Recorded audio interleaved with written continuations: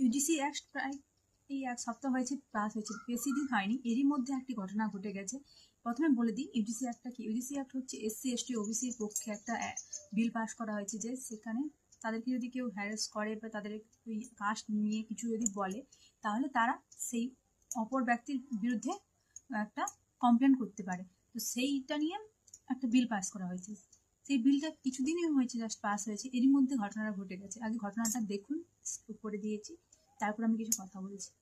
College of commerce में 3rd year की student, और उनके साथ इस कानून के आने के बाद एक दलित छात्र उस लड़की से जाकर प्रपोज करता है। उस प्रपोज को वो लड़की ठुकरा देती है, और ठुकराने के बाद वो दलित छात्र कहता है जो इसका परिणाम तुम्हें भुगतना होगा।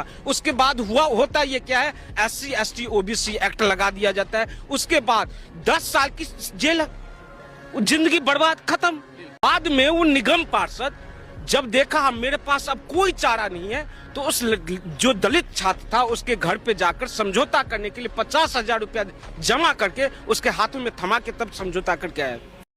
এই যারা বলে না জাতি বৈষম্য করে বিভেদ করা হচ্ছে, তো এখন কি হচ্ছে, এখন আমাদের জেনারেলদেরকে যারা জাস্ট একদম সাইড করে দেওয়া হচ্ছে। প্রথমতই তো আমাদের সিট নিয়ে ঝামেলা, যে কোনো পরীক্ষার সিট থেকে শুরু করে চাকরির জন্য সব কিছুতেই তো সিট নিয়ে একটা ঝামেলা রয়েছেই। তারপরে আবার এই নতুন একটা ঝামেলা, তো আমরা জেনারেলরা কোথায় যাব? তো এভাবে চলতে থাকলে তো এসসি এসটি, তার আগে এসসি এসটিদের ওপরে যখন অত্যাচার হতো, হ্যাঁ ঠিক আছে, তখন অ্যাক্ট আনা হয়েছিল তাদের জন্য সমান অধিকারের জন্য। কিন্তু এখন কেন? এখন তাদেরও চোখ আছে, আমাদেরও চোখ আছে, আমাদেরও হাত আছে, পা আছে, সবই একই, আমরা মানুষের সবই একই। তো কেন এই বিভেদটা কেন? এখন এটাকে বয়কট করা হোক, এই ইউজিসি অ্যাক্টটাকে বয়কট করা হোক।